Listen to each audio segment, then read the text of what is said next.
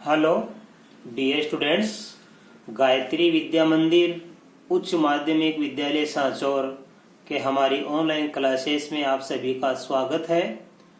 प्रिय विद्यार्थियों, आज हम कक्षा 10 के विषय गणित अध्याय 5 समांतर श्रेणी इसका उदाहरण नंबर 4 से हल करना सीखेंगे। देखो, इसका उदाहरण नंबर 4 आपके सामने मैंने लिखा है। समांतर श्रेणी 10, 7, 4 का 30वां पद एवं nवां पद ज्ञात कीजिए। तो बच्चों, बड़ा ही सिंपल सवाल है। मैंने आपको किसी भी समांतर श्रेणी का nवां पद ज्ञात करने का सूत्र लिखा रखा है, ठीक है। तो सबसे पहले सवाल को हल करने के लिए हम सूत्र लिखेंगे समांतर श्रेणी का nवां पद ज्ञात करने का, ठीक है। तो देखो, हम लिखेंगे समांतर श्रेणी का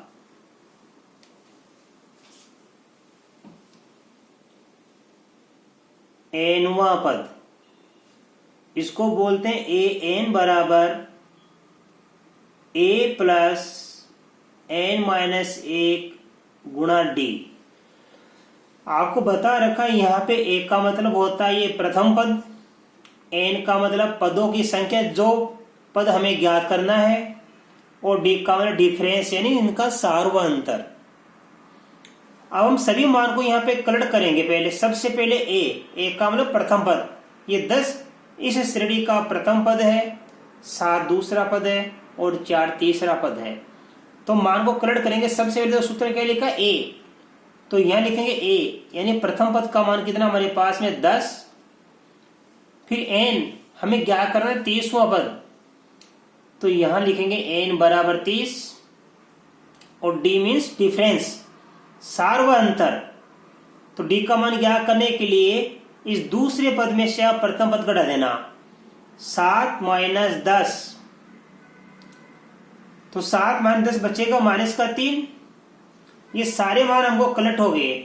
अब हमको एक ही जगह तो देखो 10 रखना है यहाँ पे, और यहाँ पे n की जगह हमको रखना है 30 और d की जगह हमको रखना है माइनस का 3, राइट।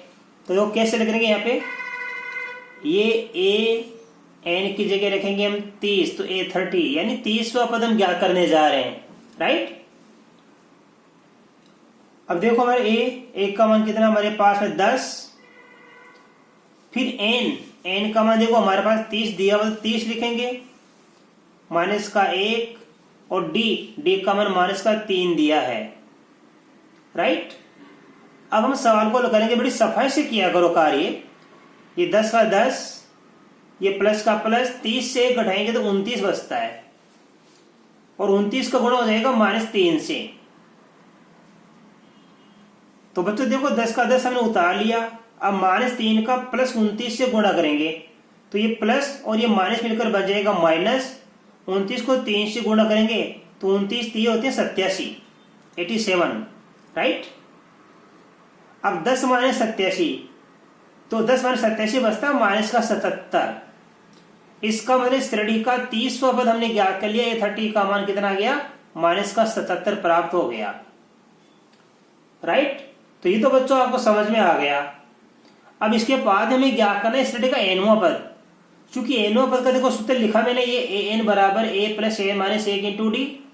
तो देखो वहां पे लिखेंगे, इसलिए an बराबर a प्लस n माइनस 1 गुणा डी, राइट।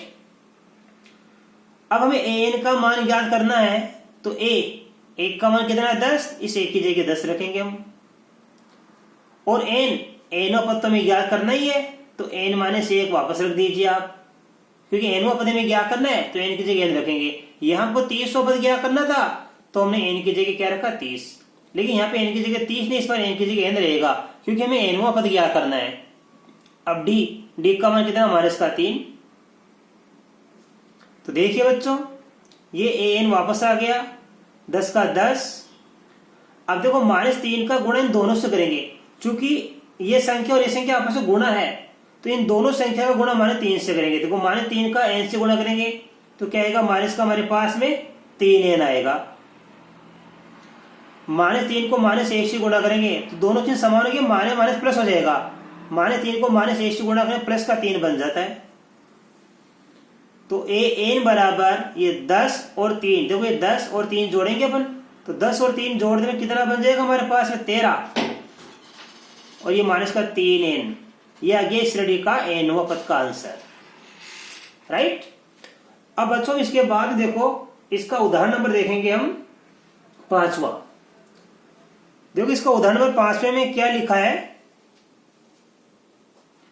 इसमें लिखा है समांतर श्रेणी 3, 15, 27, 39 का कौन सा पद 639 है।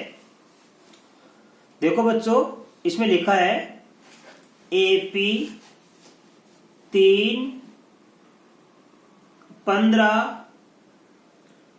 27, 39 का कौन सा पद 639 है। बड़ा ही सरल सवाल है बच्चों, यही फॉर्मूला लगेगा इसमें। देखो कैसे करेंगे अपन, सबसे पहले सवाल को समझो। हमारे पास एक समांतर श्रेणी दे रखी है 3, 15, 27, 39, इसका कौन सा पद 639 है। ये तो समांतर श्रेणी का प्रथम पद 3 है और ये 639 समांतर श्रेणी का nवां पद है। ये हमारे पास का समांतर श्रेणी का nवां पद है। अब कौन सा पद होगा, यानी n का मान हमें ज्ञात करना है। इस सवाल में हमको n का मान ज्ञात करना है। इस श्रेणी का कौन सा नंबर 639 होगा वो हमें ज्ञात करना है, n का मान। तो वापस सूत्र लगाएंगे। देखो अपन an बराबर होता है a प्लस n-1 गुणा में d। अब देखो हमारे पास समांतर श्रेणी का nवां पद कितना 639, तो हम लिखेंगे अभी देखो an का मान कितना 639, राइट। इस an का मान है 639, इस n का मान 639 आने के बाद देखो आगे बढ़ेंगे a का मान 3, इस a का मान हमने रख दिया 3। अब सूत्र देखो n, इस कौन सा पद, यानी इस n का मान हमें ज्ञात करना है। कौन सा पद मीन्स मतलब n का मान हमें ज्ञात करना है, तो लिखेंगे n बराबर क्वेश्चन मार्क, ये हमें ज्ञात करना है। और d का मतलब डिफरेंस। मैंने आपको d का मान कैसे ज्ञात करते हैं, इस दूसरे पद में से आप प्रथम पद घटा दिया करो। 15 माइनस का 3, तो d बराबर बचेगा 12। ये सारे मान हमको यहाँ पे बच्चों कलेक्ट हो गए, राइट। अब हम सूत्र में सभी मान को अपने यथा स्थान पर रखेंगे, अपने अपनी जगह रखेंगे। देखो a का मान हमारे पास 3 है, तो यहां से दिया मैंने एक की जगह 3, प्लस n का मान हमें ज्ञात करना है माइनस का 1 गुणा d का मान हमारे पास 12 है, ये बराबर का बराबर, और बराबर के सामने लिखेंगे an का मान, यानी nवां पद कितना 639, ये 639। अब हम इस सवाल को देखो कैसे हल करेंगे, हल करना सीखो आप। ये 3 का 3 प्लस, अब n-1 का गुणा 12 से करेंगे, इन दोनों संख्या का गुणा 12 से करेंगे, तो 12 का n से गुणा करने पर 12n, 12 का -1 से गुणा करने पर माइनस का 12 बराबर 639, राइट। अब ये हमारा जो समीकरण बन गया, इसमें हम चर और अचर को अलग अलग करेंगे बच्चों। तो ये हमारी अचर और ये भी अचर, ये हमारी क्या है चर। ये 12n तो यही रहेगा, ये 12n तो यही रहेगा, बराबर का चिन्ह लगा दिया, 639 इधर रहेगा। मैंने बच्चों क्या किया, ये 3 और माइनस का 12 नहीं लिखा, क्योंकि इसका हम पक्षांतरण करेंगे तो उधर जाने पर चिन्ह बदल जाएगा। तो ध्यान देना, ये 3 तो बन जाएगा माइनस का, और ये माइनस का 12 बन जाएगा प्लस का 12। अब देखिए हमारे पास ये 12n बराबर 639 से 3 कटाएंगे तो 637 बचता है, इसमें प्लस का कर देंगे 12, तो 636 से 12 जोड़ देंगे तो बन जाएगा 648। अब 12n का मान 648 आ गया। अब हमें n का मान क्या करना है, तो n का गुणा 12 से हो रहा है, ये 12 भाग में चल जाएगा। तो n का मान क्या करने के लिए 648 में भाग किसका देंगे हम, 12 का। तो 12 का भाग दे लीजिए, 64 में 12 का भाग 5 बार जाएगा, 12 5 60 बच गया 4, 4 और 48, 12 में 48, तो n का मान 54 आ गया। इसका मतलब है इस श्रेणी का 54वां पद कितना होगा? 639। तो अब आंसर पूरा लिखना। इसलिए श्रेणी का 54वां पद 639 है। ये इसका क्या प्राप्त हो गया हमको बच्चों? यहां पे आंसर प्राप्त हो गया, राइट। अब इसके बाद बच्चों इसका उदाहरण नंबर 6 सीखेंगे। देखो इसी प्रकार उदाहरण नंबर 6 में लिखा है, देखो बच्चों इसमें लिखा है समांतर 7, 13, 39, 205 से पदों की संख्या ज्ञात कीजिए। बिल्कुल इसी प्रकार देखो बच्चों हमारे पास एक समांतर श्रेणी है। इसमें लिखा 7, 13, 19.205 में पदों की संख्या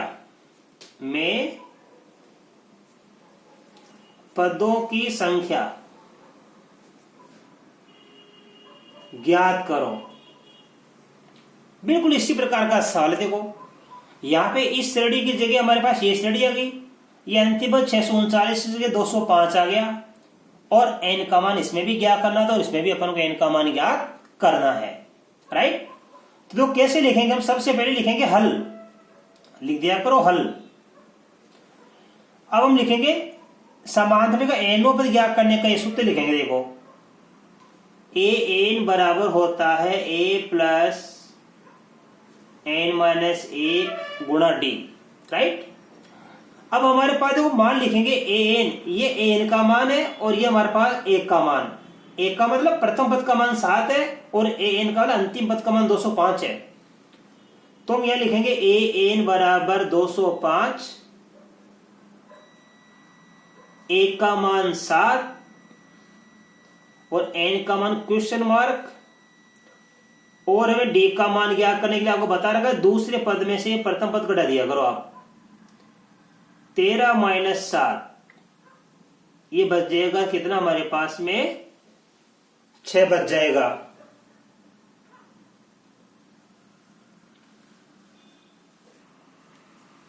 अब देखो मान को हमने कलेक्ट कर लिया, इनको यथास्थान में मान को रखेंगे बच्चों। तरीका बड़ा सिंपल मैं सिखा रहा हूं आपको। देखो अच्छे नंबर मिल जाएंगे आपको। आप ध्यान पूर्वक नियमित रूप से इन वीडियोस को रोजाना देखा करें और अध्ययन किया करें। देखो एक का मान हमारे पास 7 है, तो इस एक की जगह हम रखेंगे 7, फिर प्लस n का मान हमें ज्ञात करना है, d का मान 6, ये बराबर का चिन्ह। अब an का मान हमारे पास में 205, राइट। तो आपको बता रखा है देखो कैसे करेंगे। ये 7 का 7 प्लस का प्लस n माइनस 1 का गुणा 6 से करेंगे हम। तो 6 का गुणा पहले n से करेंगे तो 6n, 6 का 1 से गुणा करेंगे 6 और बराबर 205। अब देखिए बच्चों हमारे पास में हम करेंगे पक्षांतरण। तो इस 7 का और माइनस 6 का कर देंगे पक्षांतरण। तो देखो 6n का 6n बराबर में 205, 7 इधर जाएगा तो क्या बन जाएगा? माइनस का 7, और माइनस का 6 जाएगा तो बन जाएगा प्लस का 6। अब देखो ये 6n बराबर 205 में 7 कम कर दो आप, तो कितना बच जाएगा बच्चों? 205 से 5 कम करेंगे तो 200, ठीक है, और 2 कम करेंगे तो 198, 198 प्लस का 6। इनको यहीं पे जोड़ सकता हूं मैं, 198 6 जोड़ दीजिए आप, तो ये बन जाएगा 204, 204 बन जाएगा, ठीक है। अब देखिए आप, हमें n का मान क्या करना है, तो n का मान 6 से हो रहा है, ये 6 चल जाएगा भाग में, तो n बराबर आ जाएगा 204 बटा 6। 204 में 6 का भाग देंगे तो 20 में 6 का भाग देंगे, 6 3 18, बच गया 2, 6 चौका 24, n बराबर 34 आया। इसका मतलब इस श्रेणी में 34वां पद क्या होगा? 205 होगा, या इसमें कुल पद कितने होंगे? 34 पद होंगे। तो लिखेंगे इसलिए श्रेणी में 34 पद हैं। अब ये इसका आंसर आएगा बच्चों, राइट। अब देखिए बच्चों, हमारा एक उदाहरण नंबर 7 का क्या लिखा है, इंपॉर्टेंट सवाल है, इसको अच्छी तरह समझना। एक समांतर श्रेणी का तीसरा पद 12 है, वह 50वां पद 106 है, ठीक है। तो इसका 29वां पद ज्ञात कीजिए। बच्चों इस टाइप का सवाल इस बार आपके आने का पूरा पूरा चांस है। तो कैसे लिखेंगे हम, ध्यान देना, अच्छी तरह समझना। समांतर का व्यापक पद आप जानते हैं और एनो पद ज्ञात करने का सूत्र आप जानते ही हैं। तो देखो कैसे लिखेंगे कि देखो हमारे पास में यहां पे तीसरा पद कितना 12 है, तो लिखेंगे क्योंकि समांतर श्रेणी का तीसरा पद बराबर कितना है, 12 है। इसलिए तीसरे पद को हम क्या लिखते हैं, तीसरे पद का सूत्र होता है a+2d। तीसरे पद का सूत्र होता है a+2d और इसका मान कितना दिया, 12। तो आप इसको ऐसे लिखना, a+2d बराबर 12। ये हमारा समीकरण नंबर क्या हो गया, 1 हो गया। आगे लिखा इसका 50वां पद कितना, 106। तो लिखेंगे चूंकि समांतर श्रेणी का 50वां पद बराबर 106 है, इसलिए अब 50 से पद को क्या सूत्र बन जाएगा, a+49d बराबर लिखेंगे 106। अब ये हमारे पास समीकरण 2 हो गई। देखो समीकरण 1 ये रही, समीकरण 2 ये रही। अब आपको मैंने चौथे अध्याय में विलोपन विधि से समीकरण को हल करना सिखाया है। तो देखो यहाँ ए और यहाँ ए, हम समीकरण 1 में से 2 को घटा देंगे, ठीक है। हम 2 में से 1 घटा सकते हैं और 1 में से 2 भी घटा सकते हैं, कोई फर्क नहीं पड़ता है। चाहे 1 में से 2 घटाओ, चाहे 2 में से 1 घटाओ। तो मैं ये लिखूंगा, देखो समीकरण 1 - 2 से, इसका मतलब है मैं समीकरण 1 में से 2 घटा रहा हूं, राइट। तो देखो बच्चों, ए में से 1 घटाएंगे तो क्या बचेगा, ये देखो ये चिन्ह बदल जाएगा, ये माइनस हो जाएगा प्लस का, ये फिर प्लस का माइनस हो जाएगा और यह प्लस का माइनस हो जाएगा, राइट। तो ए से माइनस का तो कट जाएगा। अब ये माइनस का 49d है, प्लस का 2d, तो इसमें से ये घटाएंगे, क्या बचेगा, माइनस का 47d। इधर माइनस 106 में से हम 12 कम कर देंगे बच्चों, राइट। तो जैसे हम इसमें से कम कर देंगे कितना बच जाएगा, ये माइनस का 94 बच जाएगा, 94। अब हमें डी का मान ज्ञात करना है। तो डी का मान ज्ञात करने के लिए माइनस के 94 में से माइनस के 47 का भाग दे देंगे हम। तो ये माइनस माइनस बन जाएगा प्लस, और भाग देने पर आएगा यहाँ पे 2। तो हमारे पास डी का मान कितना प्राप्त हो गया हमारे पास बच्चों, d बराबर 2 प्राप्त हो गया, राइट। अब ये मान हम किस में रखेंगे, समीकरण 1 में रख के देख लो या समीकरण 2 में भी हम रख के देख सकते हैं। तो हमें 1 का मान ज्ञात हो जाएगा। 2 चर में से किसी भी एक चर का मान ज्ञात हो गया। हमारे पास a और d 2 चर है, किसी भी एक चर का मान ज्ञात हो जाए तो उसको किसी भी समीकरण में रख के देख लिया करो, दूसरा चर हमको ज्ञात हो जाएगा। हमें d का मान ज्ञात हो गया 2, ये मान 1 में रख के देख लो चाहे 2 में रख के। तो मैं देखूंगा d बराबर 2 समीकरण 1 में रखने पर, तरीका सीखो, 1 में रखने पर ये हमारा समीकरण a+2d बराबर 12। इसमें मैं d की जगह क्या रख के देखूंगा, 2। तो देखो a की जगह a प्लस ये 2 की जगह 2 आ गया गुणा d, और d का मान हमारे पास में 2 है, तो ये d की जगह मैंने 2 रख दिया, बराबर में 12। तो ये a+2 दूनी 4 बराबर 12, या a का a इस 4 का हो जाएगा पक्षांतरण, तो 12 - 4 बराबर कितना बच जाएगा हमारे पास में, 8 बच जाएगा बच्चों, ठीक है। तो जैसे हमारे पास हमने इसको कह लिया a और d का मान हमको प्राप्त हो गया। देखो हमारे पास में ये डी का मान भी ज्ञात हो गया और ये हमको ए का मान भी ज्ञात हो गया। अब हमारा मुख्य सवाल क्या, इसका 29वां पद ज्ञात कीजिए। तो लिखेंगे इसलिए समांतर श्रेणी का 29वां पद हम ज्ञात करेंगे। 29वें पद को बोलते हैं A29। 29वें पद को बोलते हैं A29। बराबर सूत्र क्या बन जाएगा, A प्लस का 28D। 29वें पद को बोलते हैं A प्लस 28D। अब आप मान रख के देख लो, A का मान कितना हमारे पास में 8 प्लस का 28 गुणा D का मान कितना है 2, ये 2 रख दीजिए। फिर देखिए हमारे पास में 8 का 8 प्लस 28 दूनी 56, 56 में 8 जोड़ देंगे हम तो 64। इसलिए हमको क्या प्राप्त हो गया, समांतर श्रेणी का 29वां पद कितना प्राप्त हो गया, हमको प्राप्त हो गया 64। तो लिखेंगे इसलिए समांतर श्रेणी का 29वां पद 64 होगा। ये बच्चों इसका आंसर आ गया। तो जैसे बच्चों मैंने आज आपको इसके कुछ उदाहरण बताए, ठीक है, मैंने आज आपको इसके कुल मिला के चौथा, पांचवा, छठा, सातवें 4 उदाहरण बताए। इनको अच्छी तरह आप समझना और मैं उम्मीद कर सकता हूं कि आपको बड़े अच्छी तरीके से ये सवाल समझ में आए होंगे, ये उदाहरण समझ में आए होंगे। इसके बाद बच्चों इसके आगे के उदाहरण और सवाल मैं आपको कल के वीडियो में सिखाऊंगा। तब तक के लिए धन्यवाद।